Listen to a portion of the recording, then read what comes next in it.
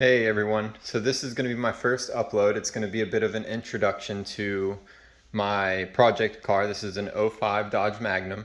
Some backstory behind this car is this was actually my grandparents' car. They purchased this back in 2005. Um, it was picked out by my grandfather, driven by my grandmother, and when my grandfather passed, they ended up passing it down to me. And so, I've had this car for, oh geez, I would say about 6 years now. The car's, she shows her age. We call it MaggieBlue. Um, it sat for a long time at my in-laws' house outside in the sun, so you can see the Florida weather is really taking its toll. It's got, quite a bit of surface rust, and the sunroof did leak at some point, so we taped it up just to help keep the inside from getting wet, which didn't really help. But this is going to be my project car. I used to actually race this car, just testing tunes on Fridays up here at Palm Beach International Raceway. Unfortunately, they closed that track down.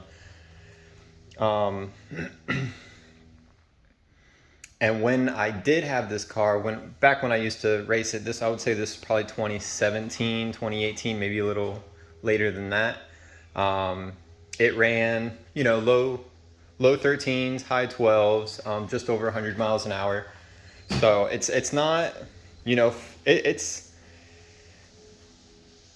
big. It's you can definitely feel the weight behind it. But for what it's worth, it's a fairly quick car. I think out of the factory, these things make about 300, 340 horsepower. The only things I've ever done to this car would be straight piped, from the cat back. It's got a Diablo Sport tune in it, kind of like a Ram air intake that was, I set up back when I was a teenager. The car does have,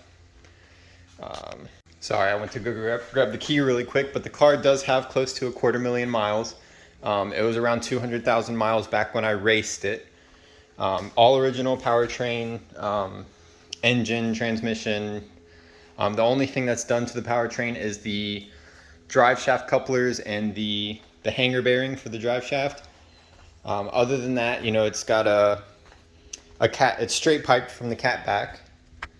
It's which I did back in my teens at my in-laws' house with their MIG welder, so it's not great, but it sounds good. And like I said, it's got the Diablo Sport tune. Let's kind of pop this hood real quick and see what we've done. As you can see, the interior is pretty rough, pretty shoddy. There's, you can see where from all the moisture and the mildew, and it's going to take some work to really clean it up. Let's go ahead and look at the odometer. So as you can see too, so it's actually over the 250,000 mile mark. So we're at 262,000 miles, all original. The car still runs very strong. We'll do a cold start here for you. And again, this is just let me open up the garage here.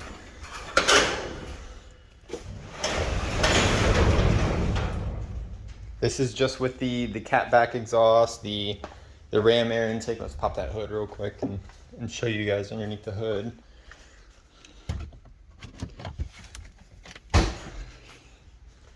And like I said, this was all just bought at Pet Boys and stuff I had laying around. So it's not high quality parts.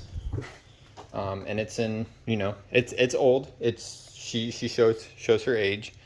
As you can see, this is just kind of some 3 or 4 inch tubing, aluminum tubing that was used, and cut up the old boot so we can keep the sensor housing, so we didn't have to change any of that. And just a shoddy what is that? That's for the emissions, not the blow off valve. Oh, why can't I think of what that's called? Just the vent for the for the heads. The heads are the, anyways, moving on. So as you can tell, it's fairly rough. All original, 262,000 miles. This was actually one of the first fleets that was brought down to the States. My grandmother actually pre-ordered the car and went and picked it up when it arrived. So this is one of the original cars that was shipped over to the US after it was manufactured. So let's go ahead and see if we can't prop this up somewhere and do a little start for you guys so you guys can hear it. I don't know where to set this up. Probably should have thought this through before I started recording. Maybe right here? Yeah, that'll work for now.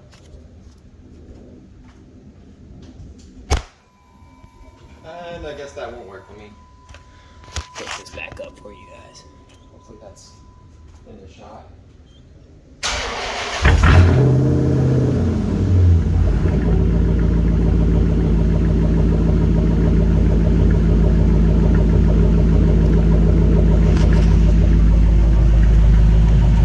So, like I said, she still runs very strong. You know, especially for having 262,000 miles on it. As you can see, we do have an engine light on. I'll have to pull some codes and see what's going on. Yeah, 262,000 miles. Let me go ahead and shut it back off now. That way the garage doesn't fill up with exhaust. I do have some headers. You know, these are just some cheap steel headers that I bought off of Amazon. I bought these years ago and just never did anything with them, and you'll have to forgive the garage. We just moved into this house, so we're still kind of going through everything and getting everything squared away.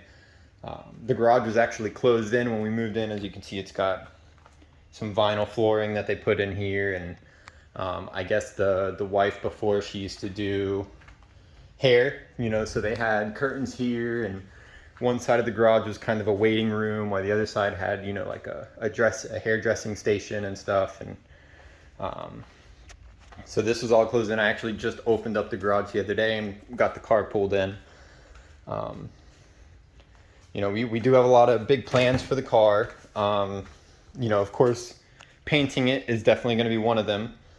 This is all going to be DIY. You know, I don't really plan to take it to anybody. It's all going to be done here in the garage, and you know, hopefully I'll have the chance to take you guys along the way, and you know, it should be an interesting process. And like I said, this is my first video, so bear with me. I'm generally quite camera shy. So let's see if there's anything else.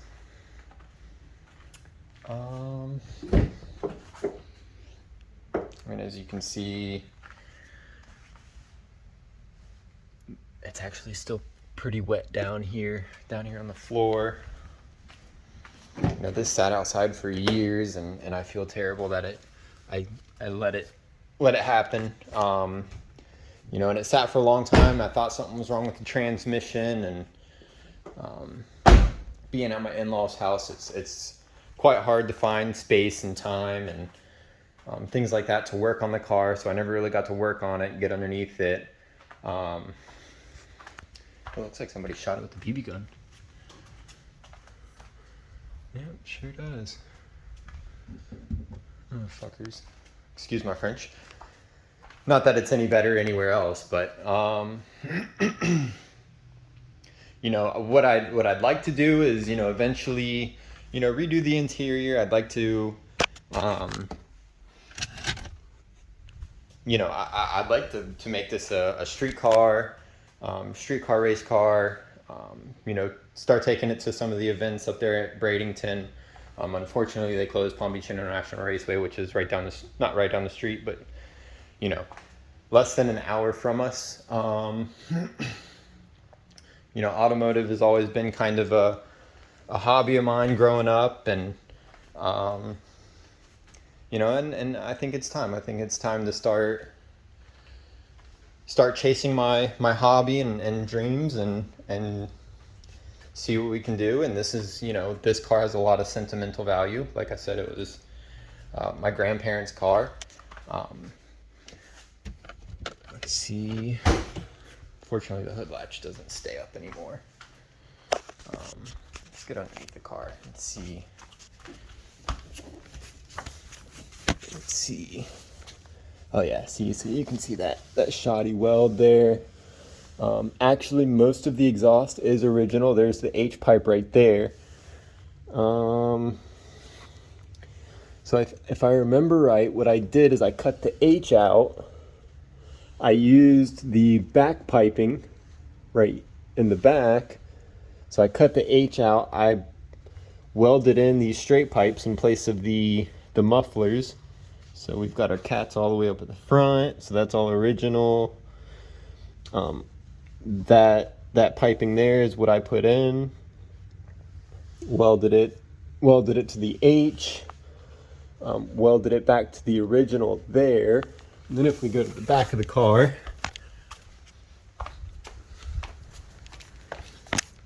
so as you can see, these some more shoddy welding. You know, back in my teens with not a lot of welding experience. So that's the original piping, and then these were just pieces bought from Pet Boys, I believe, and welded them to the original piping, cut them there, cut the mufflers out, and I don't think they're actually just kind of floating there. The closest hanger to the back of the pipes are right there near the diff. I don't know if you can see that, yeah. So right there near the diff. And I don't know if I said this already, but the car sat for a long time. I thought there was something wrong with the transmission. It would knock really hard in first gear through the first 20 miles an hour, and it would clear up, and only did it in first gear. It didn't do it at idle. So it was very odd. You know, it was right around my seat, right underneath my seat. Like you could hear it knocking right in here somewhere. So I thought something was wrong with that first gear, maybe even one of the bearings, and that transmission started going out, and it was knocking gears around. But it turned out to be the hanger bearing. I believe that's what it's called on the drive shaft. I'm not gonna be able to see it, but there was nothing left. It was the drive shaft was just slopping around inside the bracket. So I really hope to take you guys along for the ride and see, you know, like I said, I've got big plans for the car. We're gonna do, you know, we're gonna keep this engine for now. This is something that I've always wanted to do. Like I said, we just moved into this house. I bought this engine block here years ago. This is another 5.7 Hemi block. As you can see, you've got your ports for your MSD and stuff. I don't even know if this block is salvageable. It sat in, you know, my in-laws' garage, and then we moved here and the garage was closed in, so I couldn't really bring it in. I know there was some scoring and one of these holes. I don't know if we're gonna be able to find it, but I have to take this to a shop and see if it can be salvaged and bored, and maybe we can, you know, leave the engine that's in the car now and build this one up. It's definitely going to be a learning curve along the way. You know, the last time I've done anything to any car engines besides just regular maintenance and working on them was back in auto shop. You know, this was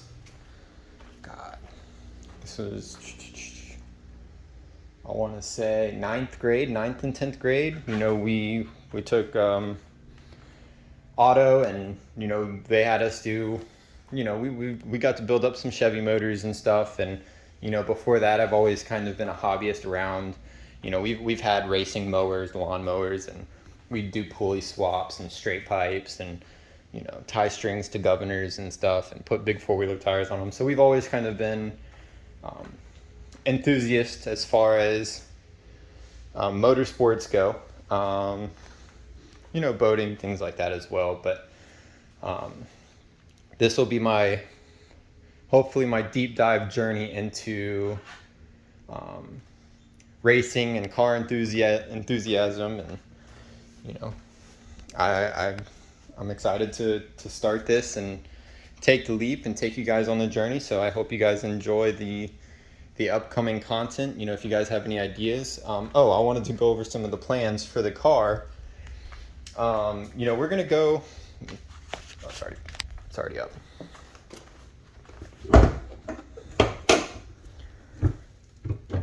Oh, I gotta find something to prop that. Those struts are done. Sorry, give me a second. Let me prop this hood up so I can.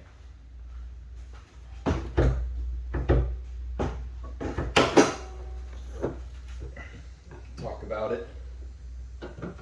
Ooh, where should I put this? At least until I replace the.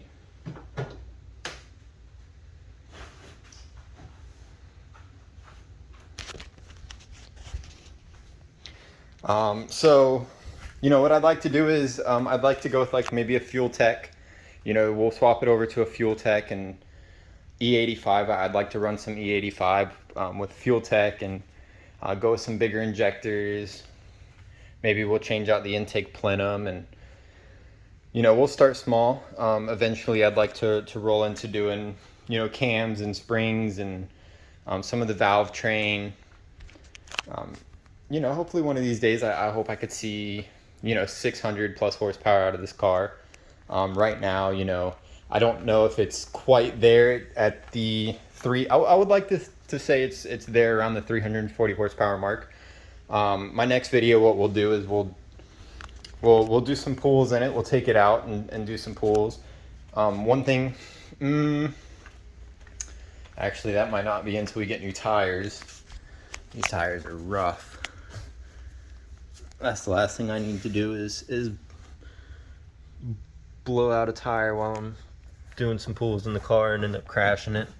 Like I said, this car sat for years. You can see, I don't know if you can really tell. Oh yeah, you can kind of see it. There's like a line here where it kind of sat. Let's see.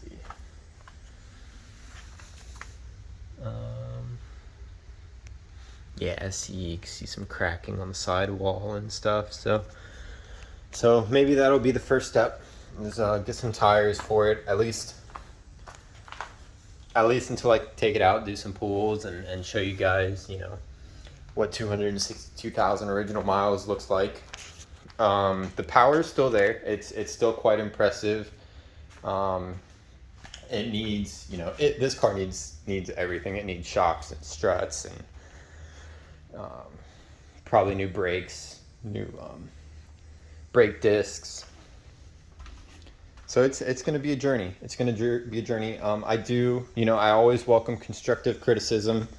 You know, like I said, this will be my deep dive into the auto, especially into the Mopar. So, you know, I've always done some small research here and there, and you know, I've gone through like comp cams and stuff, and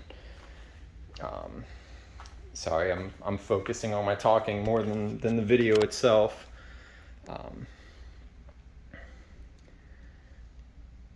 You know, so I've done some research. I'd like to go with like maybe a stage 2 comp cam or stage 3. I think the stage 2 is a 220, 230 cam. You know, do some new lifters, some push rods, and things of that nature. It needs some paint. This thing is rough. I feel so guilty. I should have never let it get this far. You know, but like I said, it's tough when you're staying at your in-laws, and you know, their stuff prioritizes over our stuff, unfortunately. And you know, I could have always bought a cover for it and put it on blocks and things like that, and I probably should have. And you know, at the time I was running my own business, and I had, you know, other priorities that trumped this. Unfortunately, I'm not doing that anymore. I do work for Ericsson now, so But to get back on topic, you know, I would like to eventually see maybe a turbo or a Whipple of a Pro Charger. I feel like the Pro Chargers are very, I don't want to say generic. That's not the really, it's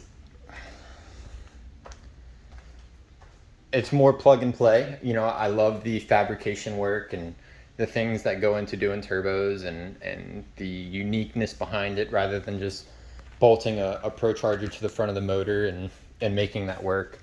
You know, and it is already a V8, so it's going to have, you know, a decent amount of bottom end torque. So we would look for more, you know, mid to high range, and you know, with a Pro Charger and all that bottom end torque as well, you know, on a stock drivetrain, you know, we're from a dig, you're bound to break something. You know, but that's part of the journey. That's part of the journey, right? So I hope you guys enjoyed this video, and I hope you know, I hope we can get another upload here soon, so we can, you know, take you in a ride along of the car. And you know, this is shot on my phone, so hopefully the quality's there. But yeah, so that's it. This is my '05 Magnum. This is my introduction. This is MaggieBlue, and I hope to see you guys in the next video. Thanks for watching.